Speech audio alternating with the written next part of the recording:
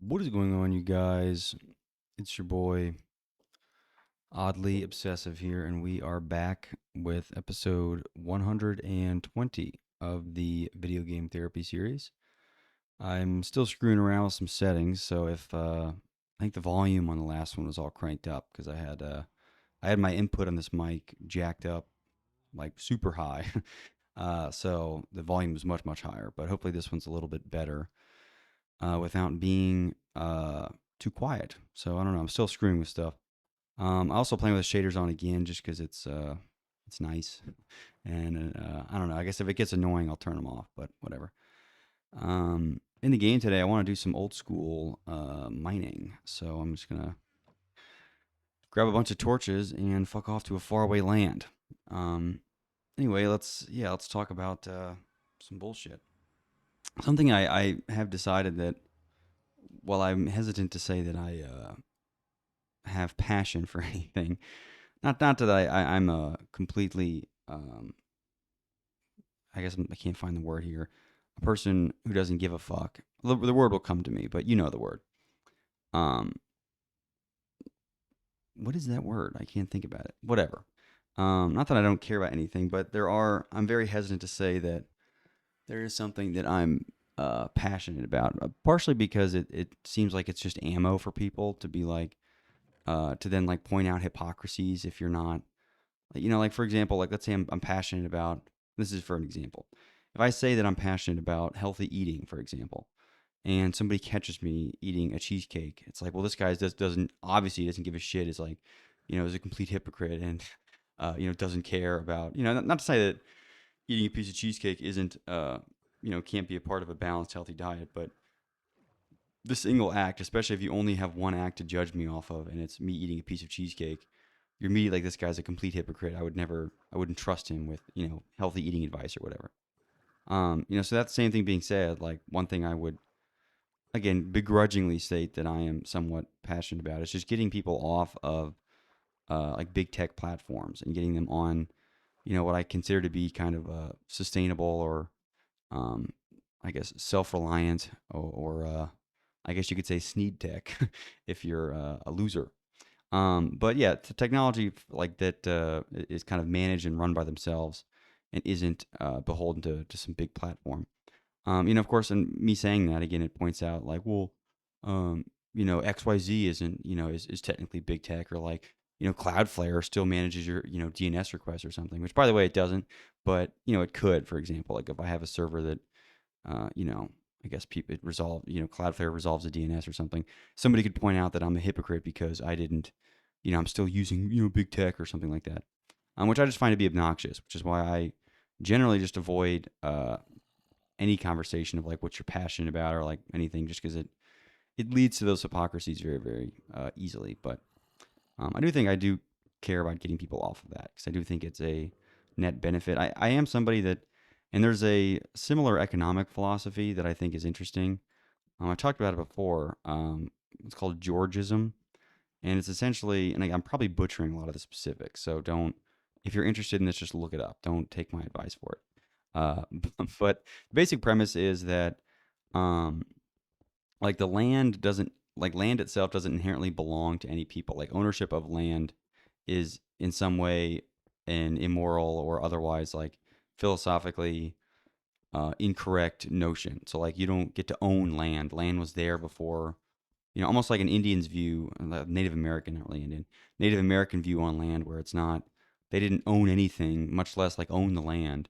They simply like lived off of the land. That was part of, they had like this kind of agreement, implicit agreement with, the land itself. They didn't like, this is mine, this is yours.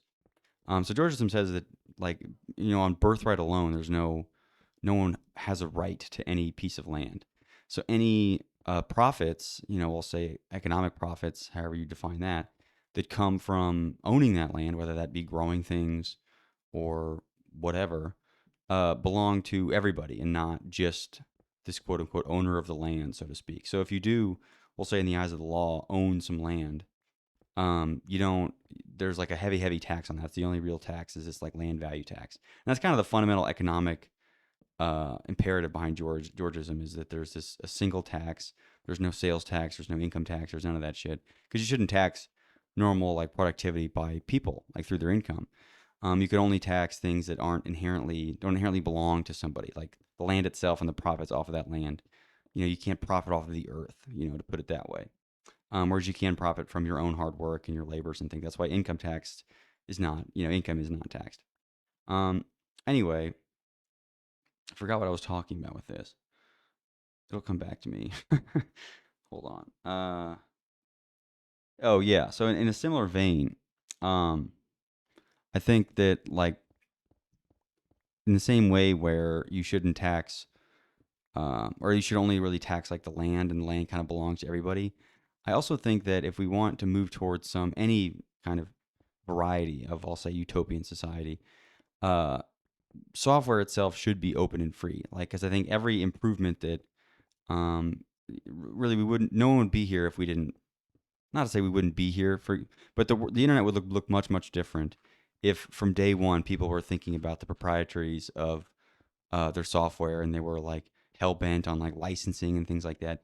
The internet, really anything, games, whatever technology, computer technology has afforded us, would be horrible and would suck ass. And the only reason it doesn't is because people gave a lot of their work out for free.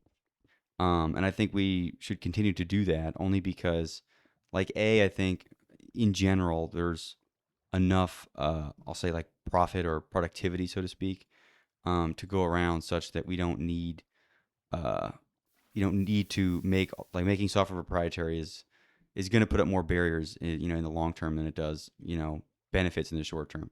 And I realize that everyone's initial reaction is just like, well, I worked for this, or I made this, and you deserve to profit from stuff that you made, which I understand that part of it. But ultimately, that like this mentality of this like limited, this like scarcity mentality is what ultimately scares a lot of people into this like proprietary mode of everything has to be owned by somebody and someone. But then you also get this like you just get the classic wealth concentration over time. So like the more obsessive you are about the constant like or the ownership of software, the ownership of land, or the ownership of anything really, um, over time you're just going to get a ridiculously unequal society, or just in general an economic system that is uh, completely lopsided. Um, and I guess I'm a little hand wavy there with the logic, but that's essentially what happens is things over time, families and groups of people, their power coagulates, and you ultimately get these giant, um, I guess, cancer centers of people that are unable to fathom any kind of equal redistribution. So I think like the free software philosophy of any kind fights against that. I guess in whatever way that you can really. But I do think in the same vein that like the land belongs to the people and not an individual person. I think software and software advances and really all that should belong to the people, and we should be writing and giving away software for free. And I think that just ultimately will end up with a better society by and large. But yeah, that's what I was getting at with that. I'd be very really curious to see what like Georgism, if applied somewhere realistically, what would actually happen with that. It's the same as like this whole like, oh, communism never been like tried, or like it has, of course, but there's always like, well, they didn't do this part right, or they didn't do that part right. That's why like communism would work, but so and so's corrupt. It's like, well, maybe that should have been priced into the whole economic theory. If corruption has ruined it every time, maybe you should plan on that next time. And it wouldn't assume that like the leader's going to be perfect. They're going to be corrupt. Um, but I'd be curious, corrupt or not, to at least see an implementation of Georgism, even on a small scale, to see what happens, and if there's any form of, I guess the speed. Really, I guess there's always going to be some form of wealth inequality, but the speed at which that would happen, I'd be curious to know compared to, again, the other kind of systems that we've tried a couple times. Free market, communist, socialist, or I guess not really. I mean, republic or whatever. I don't know. I'm not an economic theorist, but I'd be just curious to see what would happen with that. Anyway, move on to something else here. Uh, yeah, it's kind of another harrowing trend that I've just noticed firsthand, and I'm sure other people have noticed this before too. So I'm walking around in the store, just regular kind of supermarket store, and there are, and I'm not meaning to just draw this out into any like grand conclusion about society, but I do think that there is some merit in at least going out on a limb sometimes and saying, well, I noticed this trend. I don't know how prolific of a trend it is, but I noticed it nonetheless, and it's concerning. And maybe it's not as prevalent as as it to as I don't know healthcare or something like that. But it is nonetheless a trend that is concerning to me. But anyway, so I'm in the store and there are I'll say not even grown men, just like older men almost. Like I'd say like late 50s and 60s, putting around in the toys aisle, like with handsfuls of Legos. And I know this is it's not the first time I've seen this or have even talked about this with people, but it seems like there's a growing trend of kidulting, I think was the word that I heard once, where it's like uh, adults are being like kids and they are, collecting Pokemon and building Lego sets. Which is not to say that you can't have a hobby that a child might have. But at some point, I think there is, at least some judgment to be had on what, should be a hobby of a grown person versus a child. Now, I realize the irony of this because I'm obviously playing Minecraft, and I guess sounding like an adult. I don't even pretend to be an adult in that sense. But the caveat I'll say is that a this is not like a hobby that spends money, and b the hobby itself is not about I'll say Minecraft per se. This hobby is more of a therapeutic exercise and less of a I'm playing Minecraft because it's fun. Like I said before in like the last 20 videos, I haven't really enjoyed, I guess, playing games in a while, and I don't play this really outside of doing these videos, and not because I don't want to. I kind of wish that I would get back into it. I, enjoy liking a game, and I think it's, to some degree healthy to have something to look forward to. But I really haven't really enjoyed this as a game in a while. So I don't necessarily consider it the same as buying Lego sets. The other concerning thing was that this was, I'll say during the workday, and don't ask why I was out, but during the workday, it's like, you know, 2 p.m., at Target, and you have 55-year-old, people with gray hair with hands fulls of Lego sets, which again, maybe the optimist would say, well, it's obviously for their grandkids. But I would say, being judgmental and looking at them, it was for themselves. And I could also tell with how, with the level of interest and focus they have on each of these sets and how they were observing the different boxes. It was clear to me that this was not a gift for somebody else. It was for themselves, which again is not wholeheartedly bashing on childlike hobbies, but I think there needs to be a healthy level of, I'll say, indifference when your hobby is Legos or something.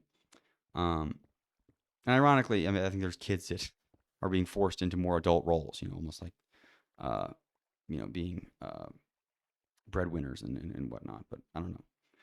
Anyway, I just thought that was something to note.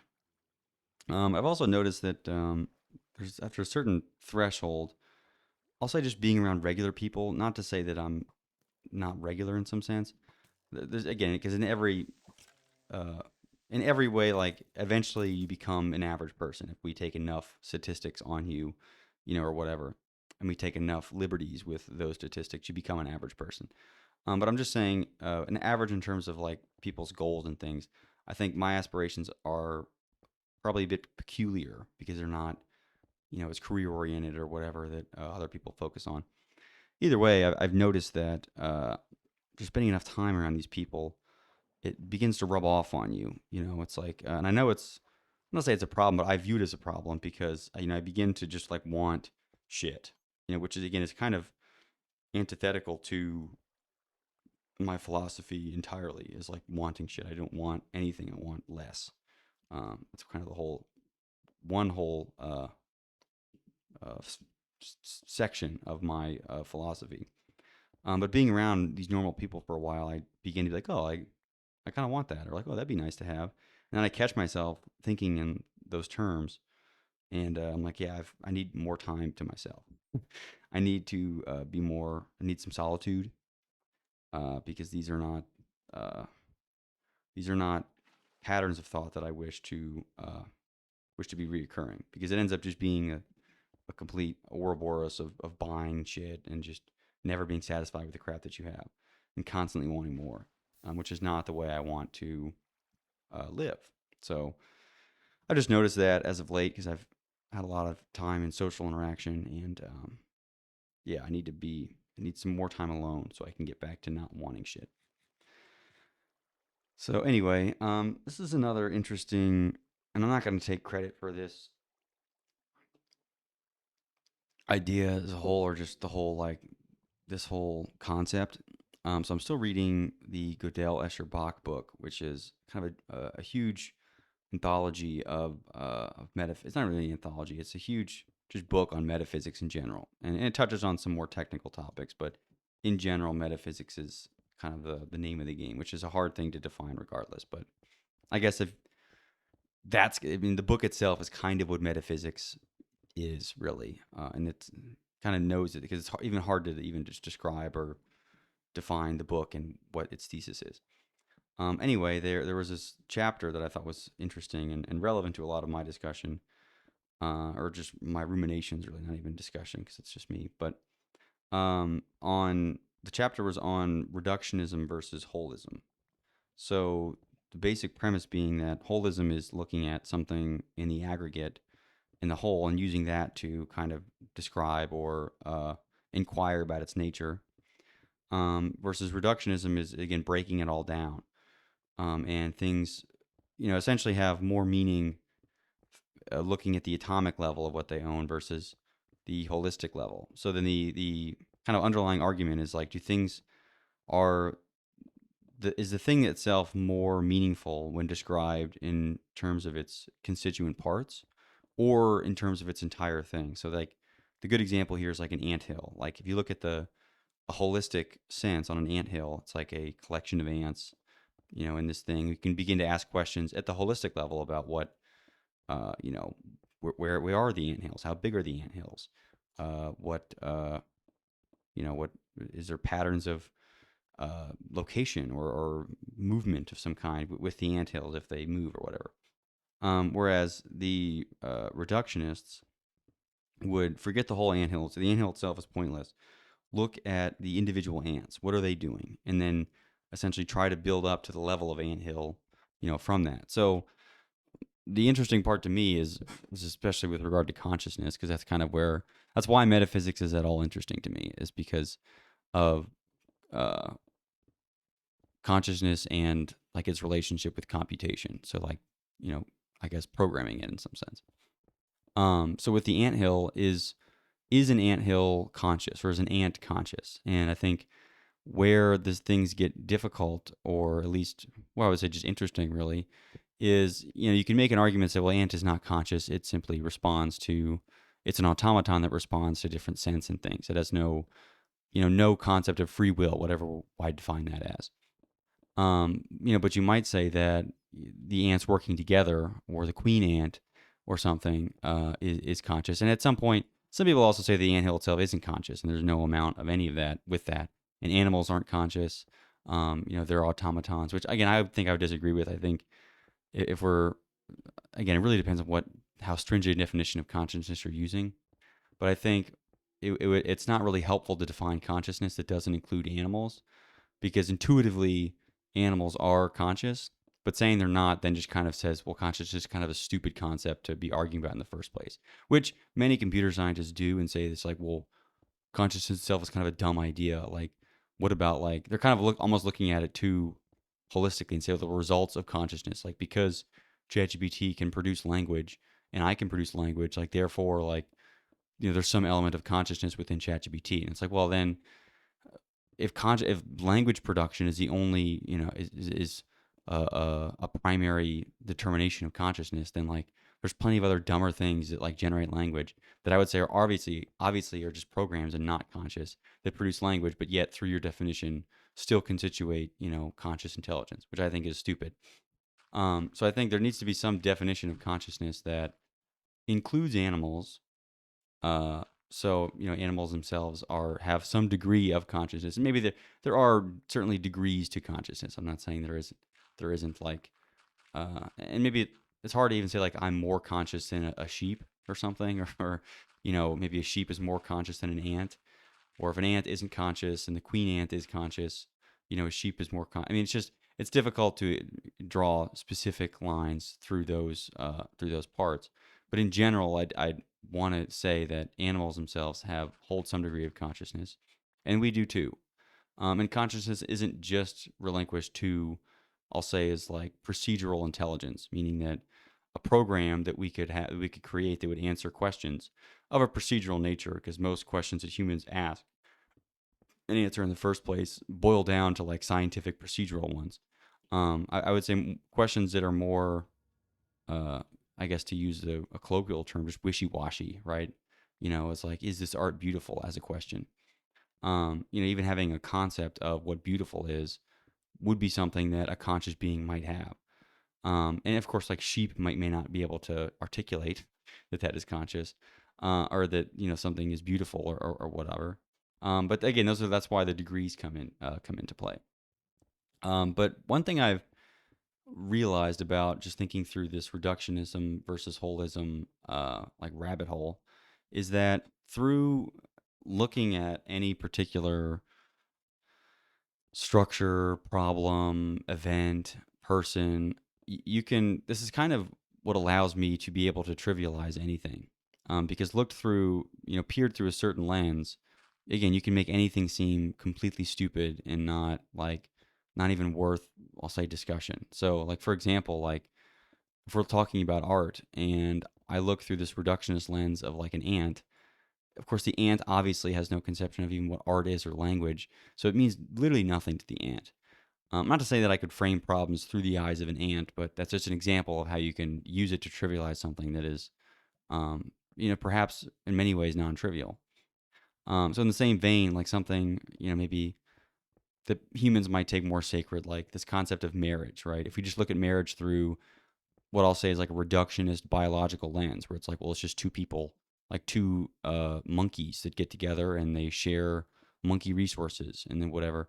Then you can begin to look at it like a divorce attorney and finding every way to like milk. It's all about resource exchange or something, which I think is kind of a shitty way to look at something like marriage. Not to say that I'm all gung ho on Christian institutions, or that marriage is some like perfect, sanctimonious thing. But looking at it through the eyes of just like two monkeys that share resources, and like the moment that one is like not a producer or a breadwinner, then like they become useless and you should kill them or like leave them or something. I think that is a bit too reductive, right? On what the concept of marriage should be, and whatever it is or not is kind of up to you. But again, that's why I think you can adopt varying degrees from a holism to a reductionism perspective on certain things to then get, again, kind of wildly different conclusions on things. Because if you're arguing through the sense of, I'll say, like a materialist reductive sense and talking about the practicality of marriage, sure, the moment like, the male or whatever person isn't producing or giving whatever to the other person, in that lens, you're correct in saying that it's like a stupid idea for them to be together or something like that. But that kind of just brushes past the fact that you don't have to view marriage through this, like, what I would say is an overly narrow atomic lens of like, well, it's all like this, it's all transactional, right? There's nothing beyond that transactional thing. And of course, in the other vein, if you view it like wholly through some vague, like spiritual something, you can then excuse like the most ridiculous, abhorrent behavior under the eyes of like, oh, it's a sanctimonious thing. So it really just boils down to having nuance with all this and not viewing it as too much in one direction. Because again, then it's easy to trivialize it, or again to kind of ruin something that isn't the way that it is. So same with like, another example might be like, I don't know, working a job somewhere, right? Whereas like if you view it through like a purely transactional thing, you might lose all sense of like, not to say that should always have pride in whatever work you're doing. Some work doesn't really ask or require, I'll say, any sense of pride. But if you view it purely through a transactional lens, there is no sense of pride with it. There is no sense of like social contract where it's like, we'll grant you this. And that's kind of the way that a lot of corporations view jobs is there is no, I'll say like moral, I'll say like not even sentiment, but moral like code between like, okay, just don't fire people, pay them livable wages, don't fuck them over, work them reasonable hours and things like that. Corporations are the people that employ people, and I'm speaking about the majority, not every single employer ever. I'm sure, there's a boss out there that's great and does everything right, but they've lost this sense of like moral code where it's like you don't do this to workers because it's unethical. Now I know it's not may not be good for your company, but that's not who we're prioritizing. It's about the people or the people you're employing or whatever. Whereas I think in older times, like people would view jobs as like uh, I don't know, some like you have some duty to always do your best, and like it's not about the money, it's about like the experience, and like you could be an unpaid intern for 20 years because like in the long term it'll work out. Whereas like even like to the employee, just because we know how the employers act, that's a stupid fucking way to like go about your job because you're just gonna get screwed. Like you're not like sure it's rosy and maybe in 1940 that might have worked, but like that just is never gonna work anymore because no one treats work like that. Um, so again, it's just the lens that you view it. You can almost defend any perspective on anything, which I've said before is not like a that's not like a crazy thing. Um, but it just does strike me that there isn't much like framing on what your perspective is and why you might view things a certain way. So it's like you're almost never going to have a productive argument with somebody that suppose you're on the side of like, corporations just milking employees and treating them like pawns. And it essentially just is a transactional game. That's all a job ever is transactional. So if you should, who cares about notice? Like, as long as it's legal, do it because fuck the employer. You're almost never going to agree with, like a boomer that might have this like sense of pride and like, you got to work and, earn your whatever. I don't even know what the argument is on that. But you're certainly never going to agree with you're never going to agree with the other side if you don't ever, I guess, explicitly state what the framing is. And in this case, it's between a transactional versus I'll say more emotional connection, or not even emotional, like a social contract connection. Um, but anyway, I just thought it was the reductionism in holism is quite an interesting little rabbit hole to go down. Something else that I thought was at least mildly interesting was thinking about like informality. Because I think in general, I'm not gonna say like our generation, but yeah, like the generation of Zoomers are like particularly informal when it comes to like everything. So this is includes like regular social interaction, greetings and salutations. Like as you think about people that spoke, and again, I don't know how people spoke 100 years ago because I wasn't around, but the general consensus is there was a lot more formality in their language. So their language was very much Mister and Mrs. And there was, kind of salutations. Always like kiss the ear or the back of the hand or something weird, or if there was a woman or something. I don't know. It's just a weird like a lot of like social formalities that you would go through. Whereas now it's like nobody even dresses up. Everyone just wears sweatpants everywhere. Nobody gives a fuck. I mean, I guess there's like some people still wear suits, but by and large, people don't give way less of a fuck now than they ever did. And including with the speech too, not even like physically, with her dress and whatever, but just with her speech, it's so informal.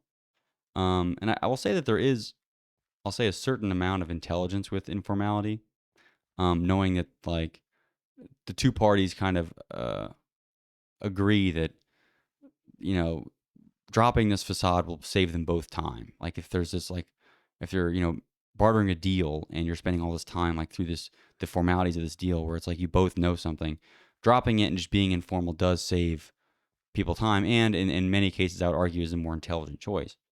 But of course, at the same time, then at some point you drop to a level of informality where speech is almost nonsensical, and there isn't any amount of like arguable intelligence that was portrayed in in these informalities is now like you just sound retarded. I don't. There's not really a better way to describe it.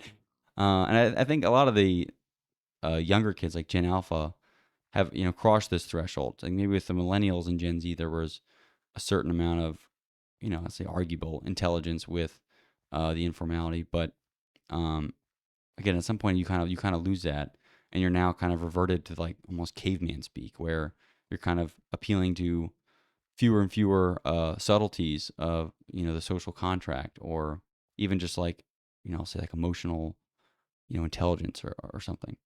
But I don't know. I thought there was an interesting relationship between uh, like I guess the level and the extent of communication abstraction with the level of formality that is present in that. And I do think there is value to be had in upkeeping a lot of, I'll say, more formal social interactions. But at some point when you dive into things, it become like this like technical game, which I think kind of defeats the whole purpose of this like give and take. So, for example, like there's people that gamify like meeting people, significant others online. It's all about like, the first three words, and there's all these gimmicks on how you might woo somebody within a certain number of texts or photos or whatever. And again, 'cause at this point, it's become entirely technical in terms of what you're doing and how you're going about accomplishing your goal. Whereas I think historically there's a lot of subtlety. There's like almost like wit, and I'm not saying that that's all gone anyway, but when you put such emphasis on the technicalities of things and again kind of reduce it instead of looking at it, maybe it's again back to this like reductionist versus holistic lens. If you reduce it all down to again like the words that you can't say to a female in the first three messages, and the words that you have to say, and like and like the length and the number of exclamation points and things, um which again probably has nothing to do with the formality of it, but it, it it being overly technical, I think, removes a lot of this like nuance that can only be handled by, I'll say, like higher intellect, or at least greater effort, or be attention at some point. But it also just seems strange that we're so quick to want to view things through a deeply technical, like here's how to do XYZ lens. There isn't ever like an element of like we'll figure it out. Because I even think, let's suppose that like I wanted to, paint a painting of some kind. I wanted to paint a tree. Maybe the old school advice, or the more, I'll say, holistic advice would be just okay, well, get a simple medium, a pen and paper, and then just start drawing something, right? And don't worry about it. Start drawing what you think a tree is, and then maybe just kind of iterate and slowly, incrementally get better over time. Which again is probably pretty good advice if I actually want to be want to produce a drawing of a tree, and I guess retain an interest in drawing or art or whatever it is. Whereas I think now, if I was thinking only in terms of the practical utility of like either having a drawing of a tree or being someone that can draw a picture of a tree, I could speed run YouTube videos and just grind videos on different branch movements, and just basically just copy somebody's tree drawing. And at the end of the day, I'd still have a drawing of a tree. Now, I wouldn't have practiced, and I probably could have done it in quicker time. And that's probably a lot of people's only, optimization factors. How quickly can I get this stupid thing done? But that's most of the time, I think that's not really the point. Like, is the point to have a drawing of a tree, or is it to, like, not even just enjoy the process of drawing a tree, but understand the process and the development of tree drawing? So starting from a novice to, I'll say a tree drawing, expert. Now you could get there, you could speed run it again by copying people's trees, but you then lose the elasticity of being a better drawer in the first place, or like just holistically. But people are often caught between these reductionist versus holistic approaches. And practically, the reductionist approach is faster, and almost always is, because you just break things down into parts and you just crush the parts one at a time, and then you're done. Whereas I think holistically gives you a longer term, uh, you know, vision on things. It's almost the same, and this is a similar way to view it as like viewing standardized testing. for people. And again, this might just be my experience with testing. I'm sure there's a holistic way to approach testing, but in general, like you study the specific questions for the SAT or the ACT or whatever test it is you have to take or whatever is in China. I don't know. You don't like study everything. You don't just like take classes and then like kind of learn everything. No, like if you want to do well in the exam, you grind the actual like, what are the questions on the science portion? Like, what are the different things that they could ask on this, and that? Now, again, the obvious answer, in terms of like what would make you actually more intelligent would be to have a more holistic approach to things and just learn about things that interest you and go really deep and, have detailed knowledge on things. And, no amount of testing will really draw that out. Or if it would be accidental. But you'd be foolish to go about studying for the ACT or the SAT, again, kind of, picking out topics that interest you and finding more about them, and then, making your own little projects for things, and, drawing a picture of a tree, without just copying it. But I think that test taking mentality rewards a very, very reductionist view on just intelligence or just knowledge in general, where it's only like your knowledge is only important if I can measure it, right? Which again, measuring knowledge, I've said before about IQ, is probably the dumbest thing, like it's just the dumbest abstraction of idea possible. Ironically, because again, we're trying to measure things that are intelligent, but it's silly to go about that through, I'll say, our procedural tests, because that is again captures such a laughably small portion of intelligence, in my opinion. Unless again you define intelligence through a very reductionist view, which again is what intelligence is largely defined by if you go by tests. So it's really just the amount of faith and trust you have in these stupid tests that apparently measure how smart you are. But I think everybody knows people that did exceptionally well on some kind of standardized test. But again, like I've said before, they're stupid. I wouldn't trust them to cut my grass. And the joke I've made is that I've like the stupidest people I've ever met in my entire life are like by far the least capable people. And again, the least capable people of all, I would not trust them to do anything, are Ivy League PhD machine learning engineers, because they're so unbelievably like again, I think it might even just be boiled down to this like reductionist philosophy where everything has to be like I have to look at the tiniest little constituent part to break down a problem, which is a valid problem solving technique. But I think viewing it as the only measure for not even for solving problems, but for measuring intelligence, I think is silly. Um, because again, I think intuitively there's a lot more kinds of intelligence that we don't recognize, especially with test taking and whatnot. Um, so I don't know. I guess all that to say that there is, I would say, an over reliance on reductionist mentality. Not only, I'm not obviously like in our schools and our, I guess, our bastions of knowledge, but in society at large, people overvalue this like reductionist approach to things, and things that aren't, immediately, that you can't break down step by step and see value in each and every step and then see where you want to accomplish at the very end. They think it's like useless, right? So like me, again, spending 8 extra iterations drawing this tree, well, it's stupid. Just download a picture of a tree and have it, or just like, fine, just copy their picture and then you drew a tree. It's like, well, I think maybe there's probably a lot more that you can't quantify, but is certainly of value in me having several iterations of tree drawing.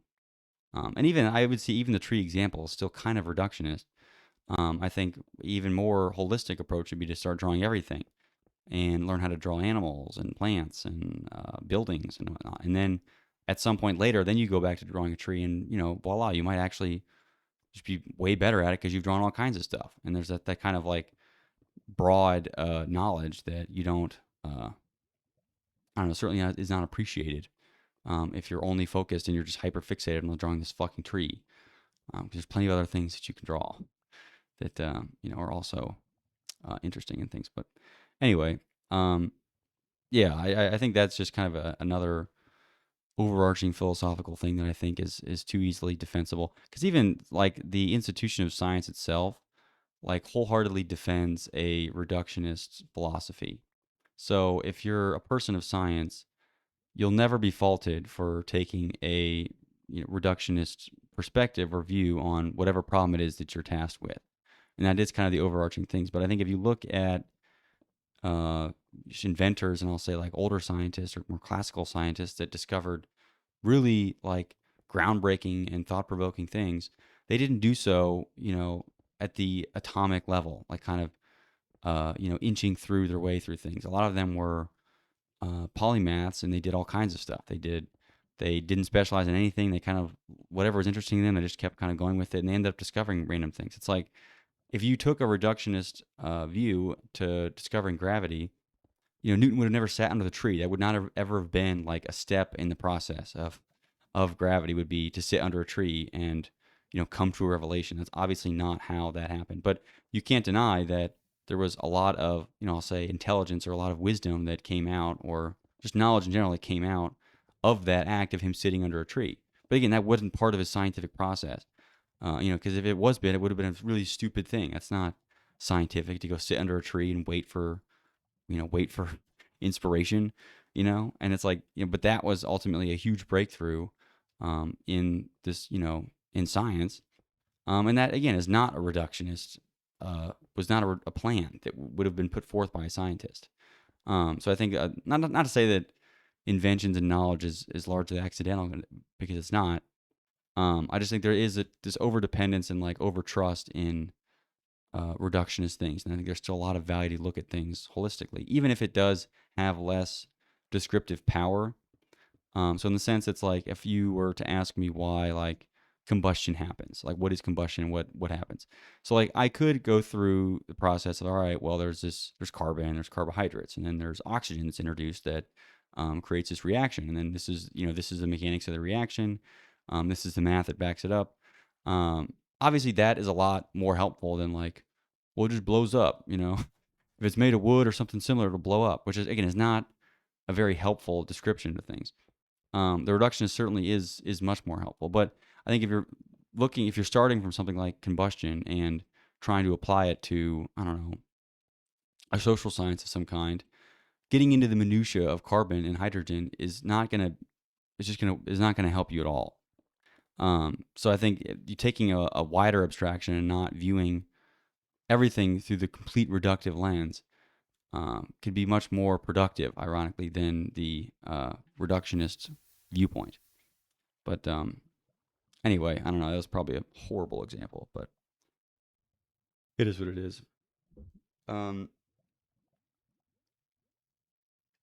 I was thinking about this transhumanism movement, because there's a lot of these tech morons that uh, wholeheartedly believe that we need to merge with, whatever they call AI, merge with computers to essentially improve our capacity to compete or whatever it is. Because I think they ultimately view things through a very, very competitive biological lens, which, um, is, I guess, is a valid viewpoint if you look at species only on planet Earth, and through the evolutionary timeline here. But I think if you look at like planets that move around, or perhaps even things that happen at the microscopic level, a lot of them don't really follow these like evolutionarily defined and like competitive things. A lot of things are perhaps more communistic or symbiotic in nature, or just more random, right? Like you look at quantum mechanics, evolution makes no sense through the context of quantum mechanics. So I realize that through the lens of like human evolution, this competitive, we must defeat whoever at all costs, does kind of match that ideology. But again, it's only viewed through a very limited lens, right? And who's to say that that is I'll say like the ultimate lens to land on would be this, again, competitive, Darwinistic, dog eat dog world. Maybe that's not where we should, maybe that's not, the end all. Because presumably a lot of these people that do believe in that anyway, like that we should merge with AI, still have this kind of like utopian ideal where like everyone will be fed, and there's like all these problems will go away. But it's inherently not possible to have that at the same time as like this uber competitive, the strong will survive thing. Like again, unless it's like there's this organized breeding competition. But again, at that point, it's still like then you're just murdering people, but with extra steps. Right? It's not even really that much better morally than the Egyptian slavery, or American slavery. It's at the same time you're just like killing people and putting them against each other for the sake of like competition, which I think is not the ultimate ideal. Anyway, with transhumanism in general, I think in large part we're already kind of beta testing a lot of this because so much of people's thoughts and brains and like because the number of times that I'll think of something, maybe it's like a business idea that someone's put forth, or if it's just like a project that somebody's doing or code that they've written or something. And instead of me thinking about like, like I'll say like actual like tangible experiences, I essentially just think about files that I have on my computer and where they are and how they'd be helpful in this context. So like I'm like, oh, I have like a file that, I have a file about this. So it's like, I don't know, even if it's like, let's just say I have a file about favorite movies. I don't. But if I did have a file of favorite movies and someone was talking about their favorite movies, I'd immediately be thinking of that file and like, what's in that file? Like, is there anything I can, bring to this conversation that's related to this favorite movies file I have? Um, but I think in a lot of ways that is in some ways a transhumanist propensity to think that and to do that. Um, so I think in a lot of ways we're already kind of somewhat transhumanist already, given that we live so much of our lives, thinking through files. And I mean, it's really all files when you boil it down to it, but you can replace files with like apps and phones and tablets and movies and really any kind of digital media that you have that your knowledge or your experiences are captivated or captured in. You can just use files to replace that because really they're all files. At the end of the day, that's all it is. Everything's a file system. It's a whole, it's a whole like Linux thing. It's all files.